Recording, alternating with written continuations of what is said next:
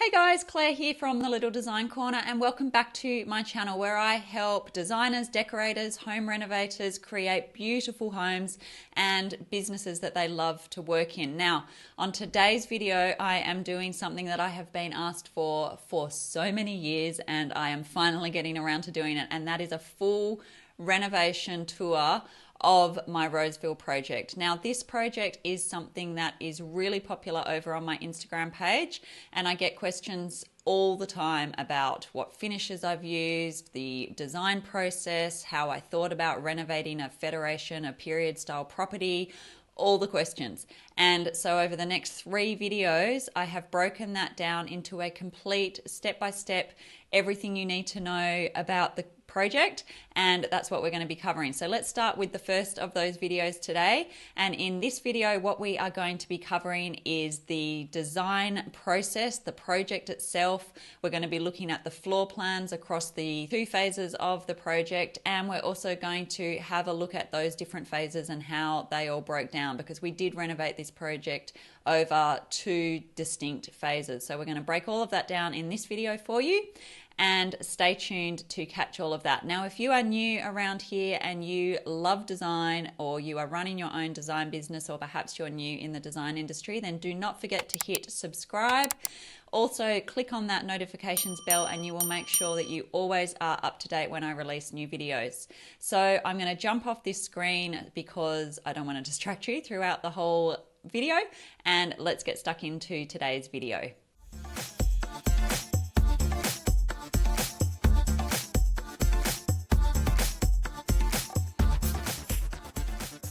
All right, now, as I mentioned, this is one of my most popular projects over on Instagram, and whenever I'm posting images of this project, I always get so many questions about the different aspects, from the different paint color I've used, or what chairs and table this is. That's one of my most popular questions that I ever get asked, to how I put together the floor plan. Could they see the floor plan? Where have I sourced some of the products that I've used? What are those pendants? Everything that you might think of.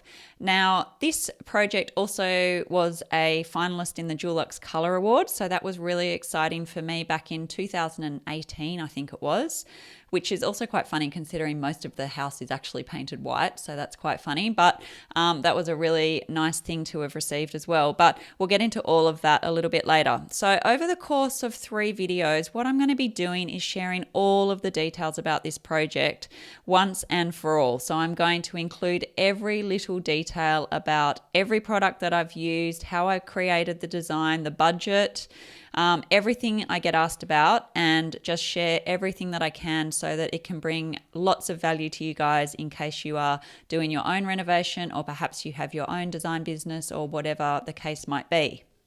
Now, along the way, you're going to pick up some design tips for your own home renovation project or client projects, and particularly if you are renovating a Californian bungalow or a federation property or some property that has some kind of period details, I think you'll get heaps of value out of seeing the transformation that's taken place in this renovation. And as you can see in this image on the left, that is what we bought. So that was the picture on the sales site when we went to buy this house. So this was actually our family home. My family, my husband and I, we bought this house and renovated ourselves. So this was not a client project. But yeah, that is the picture that of the living room when we first bought the house. And then on the right, after our 2 phases of renovations, which we're going to go through in these videos, that is where we ended up. So massive, massive transformation. And I'm sure you're going to pick up lots of different ideas as we go through these videos. So as I mentioned, the project was undertaken over 2 distinct renovation phases a couple of years apart. And what I'm going to do is actually make a video about each of the 2 different renovation phases, as there's lots to talk about in each of the phases. And it'll make this video way too long if I try and jam all the information into one video. So I thought I'll break it down and we'll go through each phase step by step. Now, when we bought, or the reason that we actually decided to do the phases for this renovation was really when we bought, we only had the budget to actually get the original part of the house renovated and fixed up and then move into that. But we did know that at some point down the track, we wanted to do a large extension and add a pool and do all of those sorts of things. So phase one involved doing a change of floor plan that actually helped us to think about what we were going to do when we eventually added the extension. So I had to do a little bit of like forward thinking, forward planning for when we moved into phase two while we were doing phase one. And as a result of that, we'll talk about some of those floor plan changes that I made. So basically in phase one, we did quite a large floor plan change, and we put in a temporary kitchen that we were able to use for the couple of years while we were living in the house as it was, the standalone house. And before we did that back extension, the modern extension that you can see sort of the glimpses of here in this image, we completely gutted the existing home and renovated it, and we kept lots of those period details, and I'll talk to you a little bit about in particular which details we kept and all of that sort of thing. We then moved into the house and we lived in that for about 8 months or so before we decided that we would add on the extension. So we started the process of phase two in about February of 2016, I think it was. And then this second phase of the project was much, much more expensive and much, much more extensive. So I will walk through all the details of that phase of the project in the third video that I do. But essentially what this phase involved was appointing an architect, of course, to draw up all the structural parts, the structural extension. I had already mapped out a floor plan that I wanted, so I gave that to the architect, and then he basically helped me draw it all up. In hindsight, and I'll talk about this a bit more when we get to that point, I probably didn't need an architect to do that. I had already mapped out my own floor plan. Being a designer myself, I actually had a really good idea of what I wanted. I could have got a draftsperson to draw this up for me. It was not a complicated design. So that was a mistake. It cost me more than we needed to spend on an architect, because the architect in the end didn't add as much value as I was hoping he might. So anyway, lesson learnt there. We engaged a pool contractor to do a pool. We knocked down the old garage that was there. We had to put everything through council, obviously, which we didn't need to do when we were doing the front part of the house, because we probably should have actually for some of the structural stuff, but we didn't. And then we obviously engaged our builder to get the whole thing built. So that process, in the end, we started that in February with the architect and the initial drawings, and we ended up moving in just after Christmas the year later. So it took nearly a year for the entire part of phase two. So that was a much, much longer process. So as I said, we're going to be doing a 3-part video. So for the remainder of this video, what I'm going to do is share the floor plans actually of all the different phases and how we moved through the different phases of this project. And I'll just talk to you a little bit about some of the changes that were made and some of the ways that I thought about the floor plan and the changes to the floor plan, and did a bit of forward planning and all of that sort of thing. In video 2, that'll be coming soon, we looked at all the details relating to phase 1 of the project, which was the renovation of the existing part of the house. And then in video 3, I'm going to be looking at all the different details relating to the modern extension that we did at the back of the house. So I really hope you guys get heaps of value out of what I'm going to be sharing in these videos. And let's get stuck into the content for this video, where we're going to be looking more at the floor plans and the existing house and a little bit about the project as a whole. So as I mentioned, this wasn't one of my client projects. This was my home, my family home, with my husband and my 3 children. And we, over the course of our 15-year marriage, this is something that we do a reasonable amount. We've bought and sold this probably was the 4th or 5th house or apartment. We've done it with apartments and houses where we have done extensive renovations and added value, and then sold the property for quite a bit more money and just sort of climbed the ladder that way. So it's been a really valuable thing to do, not only because it's heaps of fun to do these projects, and we're lucky to have the capital and be able to do that, and I feel very grateful, of course, to be able to do that. But the other thing is that it's been really great experience for just the whole renovation process and learning about that and all of those sorts of things as well.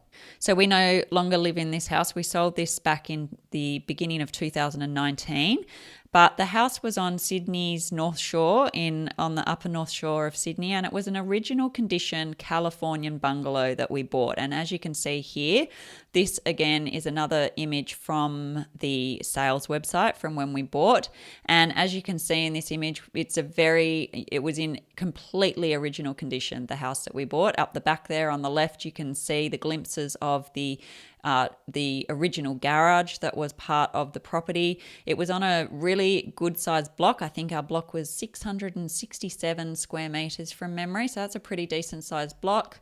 And the house that we originally bought was this standalone bungalow here with, as you can see. Now, there's one thing that I'm really sorry about with the whole project, and that is that I didn't document any of my renovation process on video. I took a number of pictures, and that's what I'm going to be sharing with you in these videos. But back when I was doing this renovation, I still, if I'm perfectly honest with you, was still too scared to be making videos. And so as a result, I didn't capture any of the renovation on video, which I'm really, really, really sorry about. So if you are someone who is trying to get into the design industry, or you do design work already, or you have your own business, I would strongly recommend you document the process on video of your different projects, because I think that you will find that they make for great content down the track, and that people are really, really interested in the process of design, just like you guys are who are sitting here watching this video. So make sure you learn from my mistake in that regard. Do document all of your projects. I have since documented other projects on video, and I'm very happy that I have done that. But with this one, unfortunately, I don't have a lot of raw video footage to show you of the renovation process, but do have lots of photos to share. So that's what we're going to be looking at. So don't let fear stop you from doing the things that you want to do. Get the videos recorded. Just put them away for the time being, even if you aren't willing to share them or ready to share them, because down the track you might be wanting to do that. So let's have a very quick lesson on the Californian bungalow style of architecture. Now, I always strongly recommend researching the style and period of the house that you are renovating before you start renovating. It's really going to help you create a renovation that's modern and, up to date and functional and all of those sorts of things, but it will then be sympathetic to the original period of the home as well. So if I'm working with a particular style of property, I will always look into the background of that architectural period if I don't know much about it. And I have been involved in quite a few renovations of Californian bungalows over my period working as a designer. It's probably my favorite type of architecture, as they really do come to life when they've been renovated, and there's lots and lots and lots of Californian bungalows in Sydney. So as I said, I've been involved in quite a few of those.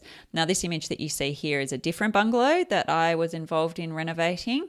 And if you enjoy this video series, then please let me know in the comments, because I'd be happy to make another video about that renovation and some of my other renovation projects as well. If you'd like this sort of detailed breakdown of the renovation process and all the step-by-steps and everything like that, please do let me know in the comments, and I can keep making videos like this for you. Now, the Californian bungalow style was a style that came to Australia from Pasadena in California, not surprisingly, I should say, in around 1916 by a real estate agent who assembled one of these styles of home in the Sydney suburb of Rosebery.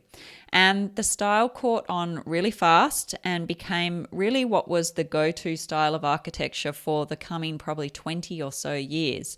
So the chances are, if you live near a really good hub of transport, for example, a rail line or anything like that, the chances of you living in a Californian bungalow style home that was built in that sort of period is really, really high in Sydney and around Australia as well. There's lots of Californian bungalows around Australia. And interestingly enough, the Queenslander style of home is also based on the Californian bungalow style as well. It's just they are raised up onto stilts because of the nature of the Queensland weather and those sorts of things. So just fun fact there for you. Californian bungalow styles, the key characteristics of what you're looking at when you have that style of home is they are single story generally. They have the front porch a little bit like you can see here, and definitely like what I had on my own project as well that we're going to be talking about. They have a pretty simple sort of layout, and we'll have a look at the floor plan shortly, and a very solid construction generally. Like our house that we are looking at in this video series was actually a triple brick house. I mean, houses are simply not built like that these days. The standard of construction was so solid, and you could do anything to these houses and they wouldn't fall over. And then in terms of the actual sort of period details of the home, they have all ranges of different sorts of features, but common ones that you'd come across are LED light windows, the ornate ceilings, but not quite as ornate as you would have seen in earlier style homes, veneration type properties, but still quite ornate ceilings, and also still some decorative archways, but again, not quite as ornate as what you were seeing in the periods preceding the Californian bungalow style. All right, so let's return back to the property that we're looking at, the project that we're looking at, and let's take a look through the actual original floor plan of the project that we purchased. So this was the floor plan, again, off the sales site when we first bought the house. And what I thought I'd do is just show you the floor plan and just walk you through some of the things that I considered about the floor plan. And in the next slide, what I'm going to do is show you the change between this floor plan and the first phase of what we did to the bungalows. So basically we have the front porch, which is one of the characteristics of the Californian bungalow style here. And then we have these bedrooms. Well, this is a living room in this particular house, but we turned this into a bedroom actually. So we have a bedroom, we have this living room and this bedroom, and we have this bathroom here. And these rooms were furbished, but the structural elements of these rooms were not changed as part of what we did with this project. So we redid the bathroom and we did, new carpet paint, all different things in new joinery, all different things in these bedrooms, but these basically stayed the same. I closed up this double door because I knew that we wanted to turn this into a 5-bedroom house for a family. It was for our family. So we've got 3 children, and we wanted to have a study and a bedroom each for the kids. So we needed a 5-bedroom house. So I knew that when we were going into it, and I knew that we needed to create those 5 bedrooms in this older part of the house. And I wanted to have the master bedroom suite with obviously a walk-in wardrobe and an ensuite. The house was located in an area that was reasonably affluent in that people have expectations of what they want to have in a property. And when I am renovating properties, I always have the future buyer in mind. I think about what that buyer would need, what they will want, what is their demographic, and I think really carefully about that. And for the buyer of this house, they are, as I said, quite affluent people and they have expectations. So this house needed to have a really nice master ensuite a really nice master bedroom with ensuite and walk-in wardrobe. We needed to have a study. We needed to have the 3 kids' bedrooms. So to do that, we kept these bedrooms and this bathroom, and we closed off a lot of the other work. So let's jump into the other floor plan and I can show you a little bit about what we did to transform the original part of the house. So as I mentioned, it's this sort of area here that we manipulated quite a lot as part of that original phase 1 of the project. So what we did was, as I said, kept this bedroom, which is the same. The porch, the veranda was the same. This bedroom, I closed off these double doors because this had a funny sort of nook here, and I wanted a good amount of joinery for each boy to have in their bedroom, and I wasn't going to get that by having this double door here because we had fireplace flanking here and windows here, and another window here. So this was the only wall I could get joinery on, and as a result I blocked up the double doors and turned this into a bedroom. So you can see I've got the joinery tucked behind that door there. So that is that one. We kept this exact bedroom the same, although we closed off this door, which was going out to what looks like another bedroom, but was actually a really rickety sort of veranda. So we closed that door off to allow for what was a huge wardrobe and a huge bedroom. So that's 4.3 by 3.9 meter bedroom. All of these bedrooms are fantastic sizes. That was one of the things that was really great about this property, was that all of the bedrooms were really, really good sizes. And then with the bathroom, it was basically a refurb. I took the bath out. We put the bath in the back part of the house. We had a walk-in shower in this area. This was probably a mistake, I would say. I should have put the bath into this bathroom. That's something I regret about the actual design. I would definitely have done a bath with shower over in this bathroom. The reason I did it this way is because we actually have one of our sons is profoundly disabled, and we actually need to be able to wheel him into the shower. So I was sort of thinking of him as I made this bathroom, thinking, well, it's fine because we can put the bath out the back in the second phase of the renovation, which we did. So the house did have a bath, and that's really important for a large family house. You must have a bath in the house somewhere. But from practicality wise, it would have been much better for that bath to have been located near the kids' bedrooms where the kids are obviously going to be bathed. And also it would have made for a much nicer sort of guest bathroom, which is what we had out the back. So we'll get into all of that in the future videos, but this was probably something where I think I definitely would do that differently if I was doing this project over again.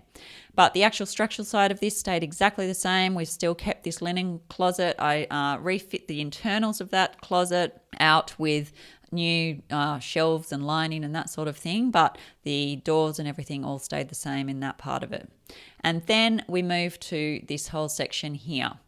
And what I did here is I wanted to get rid of this sort of awkward family room in the middle of the house. Now, these actually are quite common in California bungalow style properties, and it's something that a lot of people battle with in terms of what am I going to do with this room. Because if you think about it, with the extension that I knew I wanted to do out the back, the issue you'd have is that you have to come in the house, you come through this very awkward room to get through this veranda style part of the property, and then you come out to the back of the brand new modern extension. And I knew we were building that extension at some point. I knew we couldn't do it immediately because we didn't have the money. But I was always thinking in advance of how that was all going to work. And this awkward room was always going to be awkward if I kept it that way. So I knew what I wanted to do was to create a hallway all the way down through the middle of this property so that we could keep the 5 bedrooms within this existing part of the house, and then the back part of the house could become the living, dining, kitchen area eventually with the laundry. And I'm going to show you that all in a second, but also with an additional media room come spare bedroom or something along those lines. So what we really ended up with was almost a 6-bedroom house, because we had these 5 bedrooms, and then we also had this was quite a flexible room, and then we also had a flexible room out the back as well. I'll show you that in a second. So basically, as you can see structurally, what I did was I got rid of this family and dining room. This wall is the same here and here. That is still the same wall.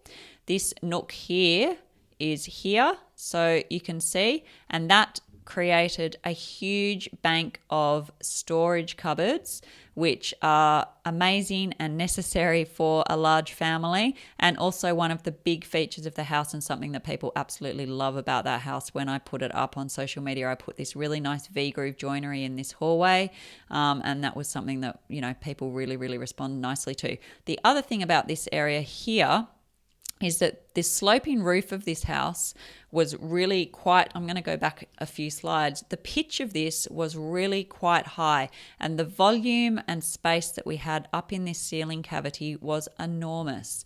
And so what I also had in mind here was that if anyone ever wanted to go up into that roof space, they could just remove these cupboards, and a stairwell actually would fit really nicely into this space in the middle of the corridor, and you could go up and perhaps put a second master or something else upstairs if you ever wanted to.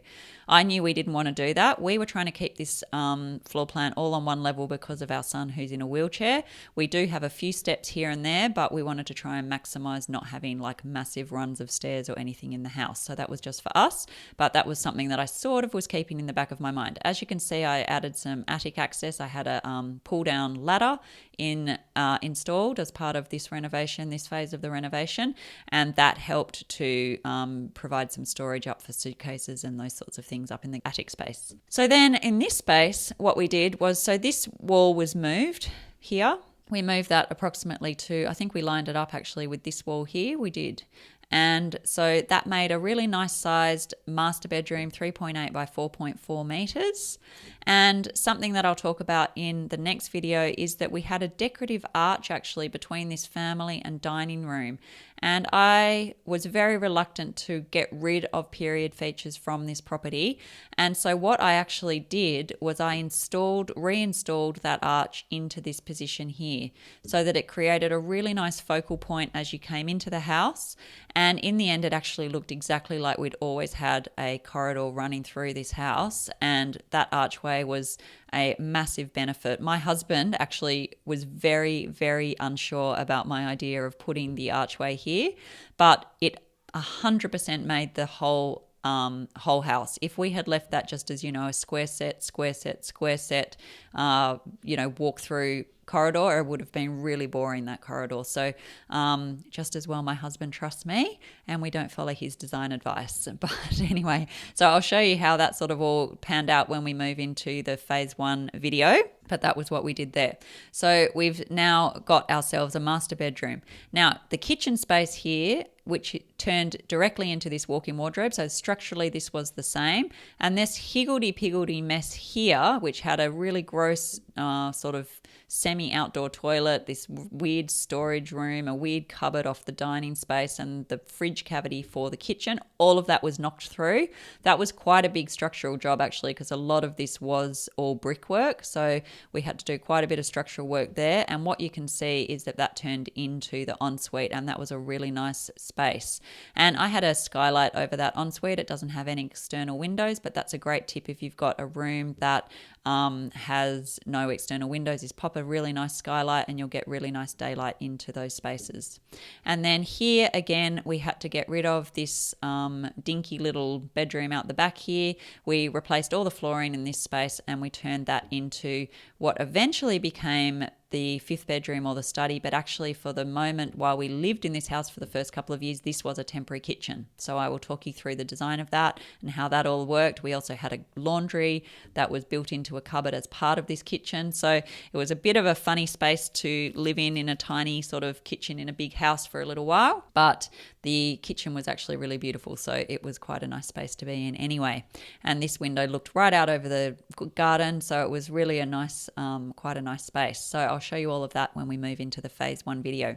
So that is the phase 1 transformation of this existing bungalow into the part that we moved into when we first moved into the house. And then once we moved into the final part, the second phase of the renovation, this all stayed pretty much the same, except we removed the kitchen from here. This turned into my study and we added this huge extension. We pretty much doubled the size of the house, big alfresco entertaining, plus we added a pool, which was here, and we added a cubby house and a shed behind that cubby house. So we did really quite a lot of work as part of the phase 2. So you can see we've got the kitchen, we've got a mud room that's very popular, little study nook, laundry, bathroom.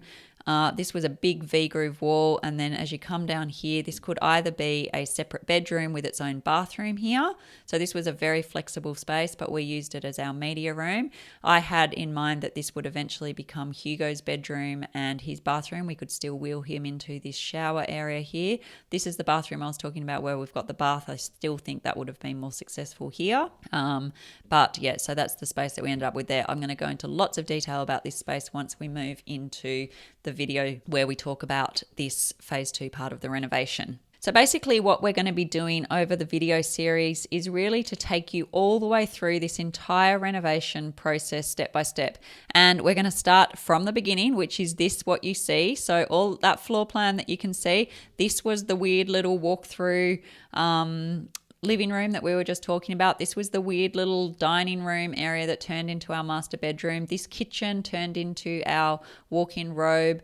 This bedroom was refurbished and turned into one of our nice front bedrooms with this really nice light coming in. And then this was that room that had the double doors that we closed off to become another bedroom, and we got rid of this sort of joinery here. We did maintain and keep the fireplace. It was not a working fireplace anyway, but we kept the feature, the brick feature. It had a really nice sort of herringbone pattern in the back, so I actually really quite liked that, so I kept that. And I'll talk you through what we did with that, because we did make some changes to it. So that was that. These some of the beginning images of the house. So we'll have a look at some of the decisions that I made about how I changed the floor plan, why I did that. And I'd also explain a little bit more detail in those videos about what I probably would do differently if I was doing all of this over again. So there are even some things back in this floor plan that I probably would do differently if I was starting over again. But you have to make a decision at the time. You have to run with it, and I'm still really happy. The house was beautiful. It worked really, really well, but you live and learn. And there's definitely things that I can probably pass on to you guys about things that I would think of doing differently if I was doing it over again. So that's our before images. And then once we had finished phase 1, here's those beautiful joinery cupboards that I was telling you about, and this brand new hallway that I was letting you know about. I'll show you the feature with the archway once we move into phase 1. This was some of the changes we made to that fireplace. You can see we rendered the top, and I put a really nice piece of marble there. So I'll talk to you a little bit about what I did there as part of this phase 1 video. This was our temporary kitchen, believe it or not. Most people would come in and say, that kitchen is temporary. That's a lot nicer than my normal kitchen. So we were very lucky with that. It had marble bench top and things, but we'll talk about all of that design and the ideas behind all of that when we move into that video. And here was that bathroom that I was telling you about where we have the walk-in shower. And then once we moved into phase 2, this is what the house started to look like. So this was our kitchen, dining area. This was the new pool and cubby house area out the back, and that study nook that's hugely popular on my social media that everyone loves. So we'll talk through all the design details, all the different finishes that I use, whether I would do a study nook or not again. I'll talk to you about all of those details when we get to that video. All right, so that is the project we're going to be looking at, and I hope you've actually already started to pick up some really good tips and tricks about even the floor plan decisions that I started to make. You can see here that this was the back entrance, or the back door, if you like, once we had finished that first phase. So it's open and ready because we're going to be jumping in. Once we had renovated and added that extension, this whole door came out, and that moved into being this transition between the old house and the new house.